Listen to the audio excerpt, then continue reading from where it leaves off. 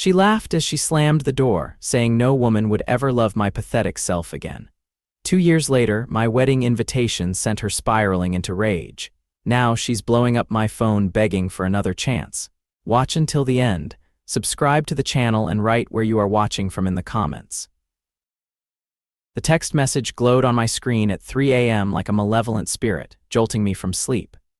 You made the biggest mistake of your life walking away from me, James. No woman will ever love you like I did. No one will ever understand you like me. Good luck finding someone better.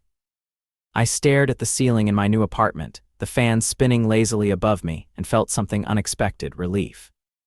6 months had passed since Vanessa had stormed out of our shared apartment for the last time, leaving behind only the lingering scent of her perfume and the emotional wreckage of our 5-year relationship. 6 months since she had told me with absolute conviction in her voice that I would come crawling back to her within weeks because I was nothing without her.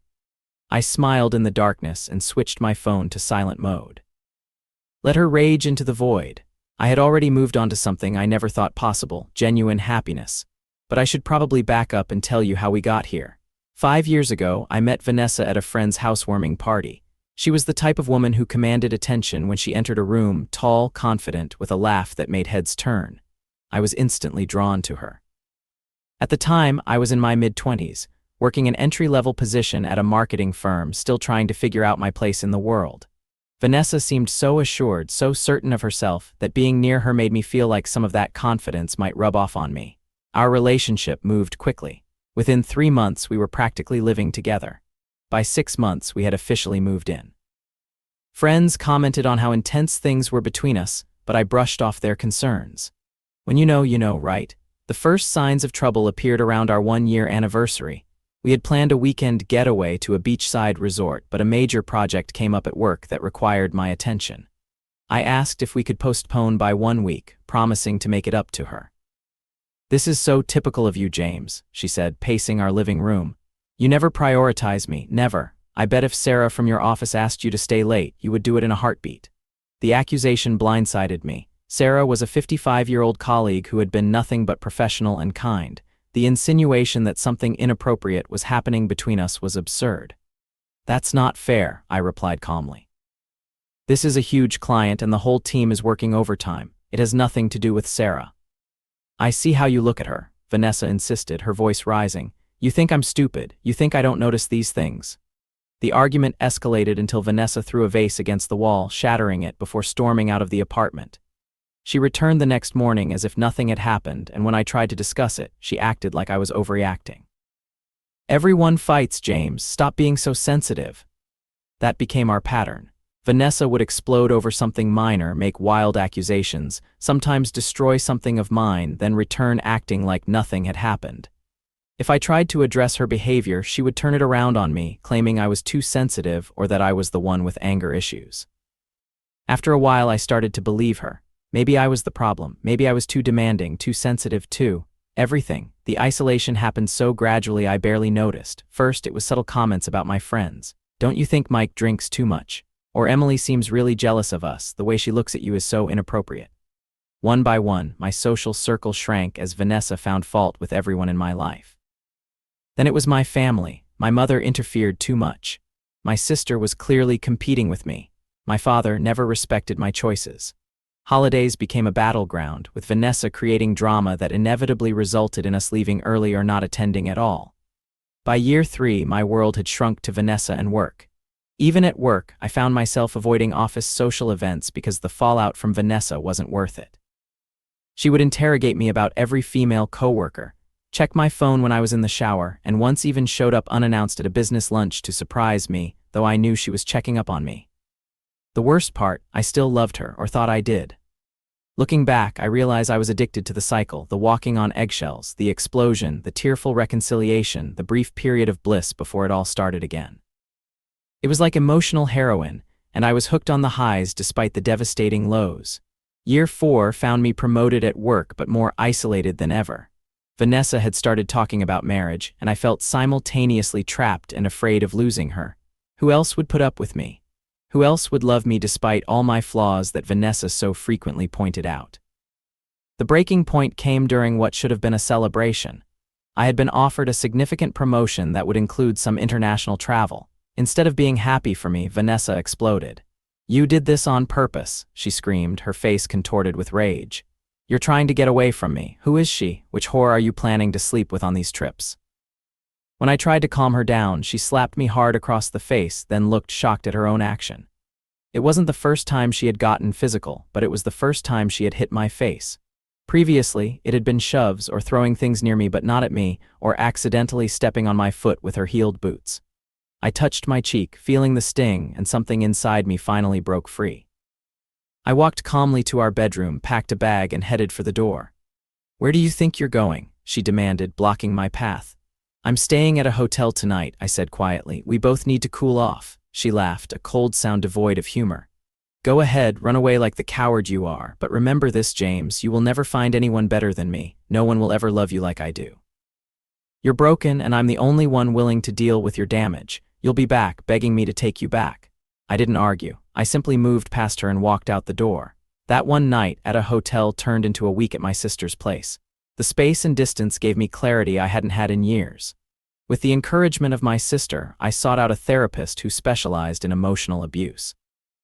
Dr. Landon helped me see the patterns I had been blind to, how Vanessa had systematically isolated and controlled me, eroding my self-worth until I believed I deserved the treatment I received. "What you've experienced is textbook emotional abuse," Dr. Landon explained during one session. "The isolation from friends and family, the jealousy, the accusations, the gaslighting making you question your own perceptions, the intermittent reinforcement of affection that keeps you hooked. These are all classic tactics. When I finally returned to our apartment to collect more of my things, Vanessa oscillated between tearful pleas for forgiveness and vicious attacks on my character. She had already contacted my friends and family, spinning a story about how I had abandoned her, how I was having a mental breakdown, how she was worried about me. Thankfully, my sister had warned most of them about what was really happening. Those who had known me longest saw through Vanessa's manipulation. A few believed her, and I had to accept that those relationships might be casualties of my escape. Moving out completely took another month. Each interaction with Vanessa was an emotional minefield.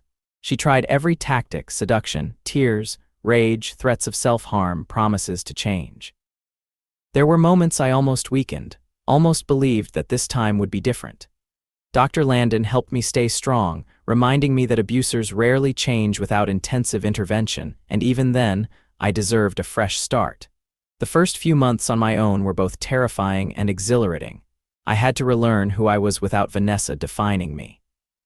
Simple decisions like what to eat for dinner or what movie to watch became exercises in rediscovering my own preferences. I reconnected with friends, apologizing for my absence and explaining as much as I felt comfortable sharing. Most were understanding, some had even tried to warn me years ago, but I hadn't been ready to hear it. Work became a sanctuary. My promotion challenged me in new ways, and for the first time in years, I could focus on my career without constantly managing Vanessa's jealousy and suspicion. My first international business trip to London was a revelation. I walked through the city alone, answering to no one, not having to check in or worry about accusations upon my return. Of course, Vanessa didn't disappear from my life completely. There were angry emails, late-night phone calls, even a disturbing incident where she showed up at my new apartment unannounced. I had to threaten legal action before she backed off. Even then, the occasional message would slip through, usually when she was drinking, alternatively berating me or begging me to return. 6 months after our breakup, I felt like a different person. Therapy had helped me understand the dynamics of our relationship and recognize the red flags I had missed. I had rebuilt connections with friends and family. I was excelling at work. I had even started working out again, something Vanessa had subtly discouraged because the gym was full of women looking to steal other women's men. I wasn't looking for a relationship. In fact, Dr. Landon had suggested I take at least a year to focus on my own healing before diving back into dating. But as the saying goes, life happens when you're making other plans. I met Alina at a book club my sister had dragged me to. I had resisted at first, more comfortable with my solitary routine of work, therapy, gym, and quiet evenings at home. But Julia, my sister, was persistent. "You need to be around people who aren't me, your therapist or your coworkers," she insisted. This group is perfect. They're discussing that sci-fi series you love, and it's in a public place, so it's low pressure. Just try one meeting. To appease her, I agreed. The book club met at a local independent bookstore that had a small cafe attached. About 15 people were gathered in a corner with comfortable chairs arranged in a circle. The discussion was already underway when we arrived, focused on the ethical implications of artificial intelligence as presented in the novel. I found myself drawn into the conversation almost immediately. The group was diverse and thoughtful, the discussion lively without being contentious. Alina spoke up about the parallels between the novel's themes and current technological developments, and I was struck by her insightful analysis. She wasn't the loudest person in the room or the most conventionally attention-grabbing, but when she spoke, everyone listened. After the formal discussion ended, people broke into smaller groups, some leaving, others lingering over coffee. Julia, playing obvious matchmaker, practically shoved me toward Alina before making a flimsy excuse about seeing someone she knew across the room. Up close, Alina was even more intriguing. She had warm brown eyes that crinkled at the corners when she smiled, short curly hair, and a quiet confidence that didn't demand attention but naturally attracted it. Our conversation flowed easily from books to films to our respective careers. Alina was a research scientist working on sustainable energy solutions, passionate about her work but able to discuss it in a way that was accessible without being condescending. When the bookstore announced they were closing, I was surprised to see we were the last ones there. We had been talking for nearly 2 hours, and it had felt like minutes. Alina suggested continuing our conversation at a nearby diner, and I agreed without hesitation. Over pie and coffee, our conversation deepened. I found myself sharing things about my work, my family, my interests that I hadn't discussed with anyone new in years. Alina was an attentive listener, asking thoughtful questions and sharing her own experiences in return. There was no pressure, no agenda, just genuine human connection. It wasn't until our second meeting, a coffee date the following weekend, that I cautiously mentioned my previous relationship. I kept it vague, simply saying I had recently gotten out of a long-term relationship that had become unhealthy. Alina didn't pry, but shared that she had been single for 2 years after ending an engagement when she discovered her fiancé had been unfaithful. It took me a long time to trust again, she admitted. But I eventually realized that closing myself off wasn't protecting me, it was just preventing me from experiencing life fully. Her words resonated deeply with me. While I had been making progress in my recovery, I had been viewing my experience with Vanessa primarily as trauma to overcome rather than wisdom that could inform a healthier future. Alina's perspective shifted something in me. Our relationship developed slowly, organically. We continued attending book club together, added museum visits, hiking trips, and quiet dinners at out-of-the-way restaurants. Alina respected my boundaries and never pushed for more than I was ready to give. When I explained that I was still in therapy dealing with the aftermath of my previous relationship, she was supportive without being pitying. "Everyone has baggage," she said simply. "What matters is that you're doing the work to unpack yours. That's more than most people ever do." 4 months into knowing Alina and 2 months into officially dating, I realized something profound. I was happy. Not the frenetic, walking on eggshells happiness of my time with Vanessa, but a steady, peaceful contentment that felt both new and somehow like coming home. With Alina, there were no jealous interrogations when I mentioned female colleagues, no anger if I wanted to spend time with friends, no emotional manipulation or gaslighting. Disagreements were just that, disagreements, not catastrophic events that threatened the entire relationship. We talked through issues calmly, each listening to the other's perspective, finding compromises, or sometimes agreeing to disagree. "You seem different," my sister commented over lunch one day. "More like yourself, the way you were before Vanessa, but more mature, more grounded." I had to agree with her assessment. The constant anxiety that had been my companion for years had finally begun to recede. I no longer flinched when my phone rang or tensed up when expressing an opinion that might differ from my partner's. I was rediscovering joy in simple pleasures, remembering what it felt like to be valued for who I was rather than how well I could manage someone else's emotions. Dr. Landon noted my progress as well. "You're developing a healthy attachment style," she observed during one session. "You're maintaining your independence while allowing yourself to be vulnerable. That's exactly what we've been working toward." Then came the night of the text message. The 3 a.m. "you'll never find better than me" declaration from Vanessa that woke me from a peaceful sleep. I had been careful to block her on most platforms, but she occasionally found ways around my blocks, using new email addresses or borrowed phones. Usually, I deleted the messages without reading them, but this one caught me in that vulnerable space between sleep and wakefulness. I didn't respond, but the next morning I mentioned it to Alina. We had reached a level of trust where I felt comfortable sharing this intrusion from my past. I expected concern, perhaps protectiveness, but what I didn't expect was her calm reaction. "She's right about one thing," Alina said, sipping her coffee. "You won't find what you had with her again, but that's a good thing, isn't it?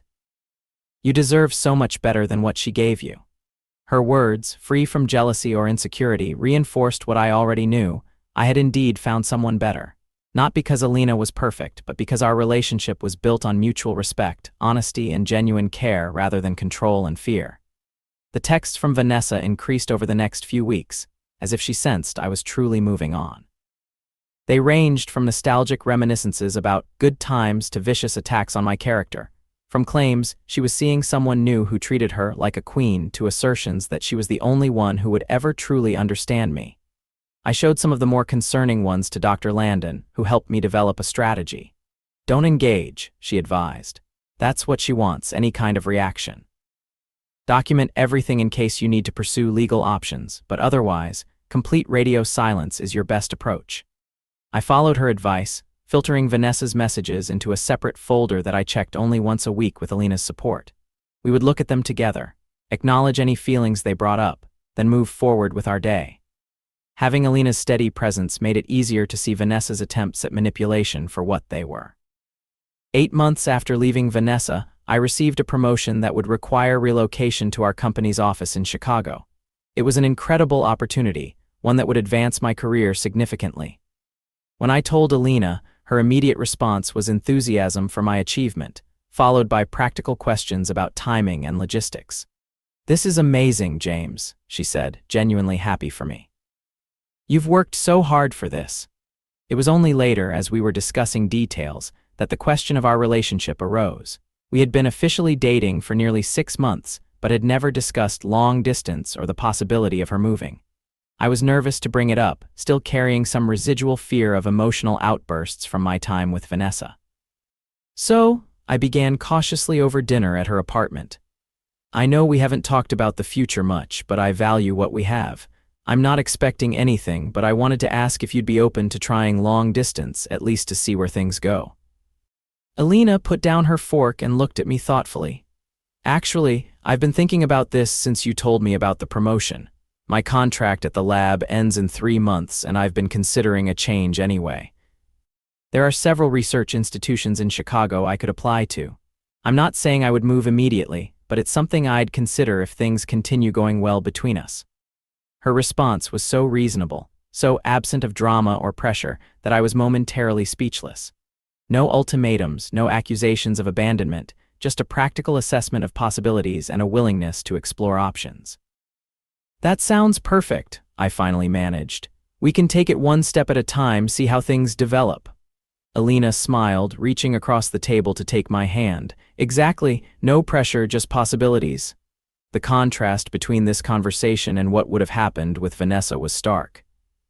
A similar discussion with her would have involved tears, shouting, perhaps thrown objects, definitely accusations of my trying to escape the relationship, followed by demands that I either turn down the promotion or propose immediately to prove my commitment. 2 weeks before my planned move to Chicago, Vanessa escalated her attempts to contact me. The messages became more frequent and increasingly erratic, veering between declarations of undying love and vicious character assassination. She created new social media accounts when I blocked her old ones, tried to contact my friends and family, and even showed up at my workplace once, though security escorted her out before she could reach my office. The final straw came when she somehow discovered my new address in Chicago and sent a disturbing package to the apartment I had leased but not yet moved into. The building manager called me about a leaking package that had been delivered, and upon investigation, discovered it contained a broken bottle of perfume Vanessa's signature scent and photographs of us with my face scratched out, all wrapped in what appeared to be a shirt of mine she had kept. This crossed a line from annoying to concerning. With Dr. Landon's encouragement and Alina's support, I consulted a lawyer who specialized in harassment cases. Based on the documented pattern of unwanted contact and the escalating nature of her behavior, we were able to obtain a temporary restraining order. Serving Vanessa with legal papers seemed to finally break through. The messages stopped abruptly. Through a mutual acquaintance, I learned she had been shocked that I had taken legal action, apparently still believing that her behavior was just passionate rather than harassing. The restraining order seemed to force her to confront the reality that I truly had moved on, and there would be consequences for continuing to pursue me. My move to Chicago went smoothly. Alina helped me pack and came to visit 2 weekends after I had settled in. We talked daily, sharing the small details of our lives that maintained our connection despite the distance. 3 months later, true to her word, Alina applied for positions at several research institutions in Chicago and received 2 offers. She chose the one that best aligned with her interests, a research fellowship at a renewable energy institute affiliated with the university. She moved to Chicago 6 months after I did, getting her own apartment across town. We continued to take things at our own pace, enjoying the process of building a life in a new city, both together and independently. I continued my therapy with Dr. Landon via video sessions, working through the lingering effects of my relationship with Vanessa while building healthier patterns with Alina. A year after leaving Vanessa, I received one final message from her, sent through a mutual friend since the restraining order was still in effect. Unlike her previous communications, this one was subdued, almost reflective. I've been in therapy for 6 months now.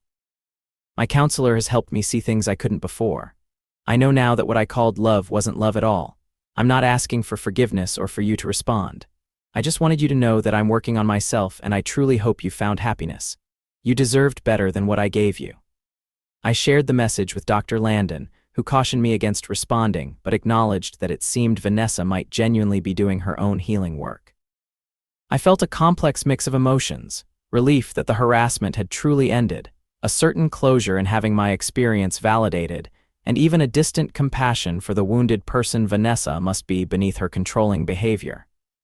Alina and I continued to grow together. We had our challenges, of course, disagreements and miscommunications like any couple. But the foundation of respect and genuine care we had built made those challenges navigable rather than catastrophic. I learned that conflict doesn't have to mean crisis, that expressing needs isn't selfish, and that true intimacy comes from being fully seen and accepted, not from being controlled or idealized. 2 years after meeting Alina, I asked her to marry me. We were hiking in a state park outside Chicago, had reached a beautiful overlook, and the words simply felt right. I didn't have a ring, we went shopping for one together later, and I hadn't planned an elaborate proposal. It was a quiet moment of certainty, of knowing that this was the person I wanted to build a life with. Alina's yes was equally unequivocal. We set a date for the following year, enough time to plan a celebration that would include our families and friends, many of whom would need to travel. News of our engagement inevitably reached Vanessa through our still overlapping social circles. I heard from a former colleague that she was now in a relationship of her own and seemed to be doing well. The restraining order had expired, and there had been no further contact from her, suggesting she had truly moved on. 3 years to the day after I walked out of the apartment, I shared with Vanessa. Alina and I were married in a garden ceremony surrounded by those we loved. As I spoke my vows, looking into Alina's eyes, I felt profound gratitude for the journey that had brought me to this moment. The pain, isolation, and fear I had experienced with Vanessa had been transformed into wisdom, boundaries, and the capacity for genuine partnership. Dr. Landon, who had become a friend as well as a therapist, attended the wedding. During the reception, she found a moment to speak with me privately. "When you first came to me," she said, "you believed you would never find love again, that you were too damaged, too flawed. Look at you now. This is what healing looks like, James. Not perfection, not the absence of struggle, but the capacity to remain open to joy despite having known pain." As Alina and I danced under strings of garden lights, surrounded by people who truly cared for us, I reflected on Vanessa's words from that 3 a.m. text so long ago. "You will never find anyone better than me." She had been wrong, of course, but not in the way she meant. What I found wasn't just a better person, but a better understanding of myself, a better definition of love, and a better way of being in relationship. The journey hadn't been easy or straightforward, but standing in the warm circle of Alina's arms, I knew with absolute certainty that it had been worth every step. Sometimes, the most valuable thing an ending can give us is the space to begin again, not as who we were, but as who we are becoming. My story isn't one of finding someone better than Vanessa, though Alina is certainly a more compatible partner for me. It's a story of becoming better myself, shedding the constraints of an unhealthy relationship to discover who I could be in the light of genuine love and respect. And that, ultimately, is the best revenge of all, living well, loving openly, and leaving the past where it belongs, not as a burden to carry forward, but as a lesson that helped shape a future far brighter than I once believed possible.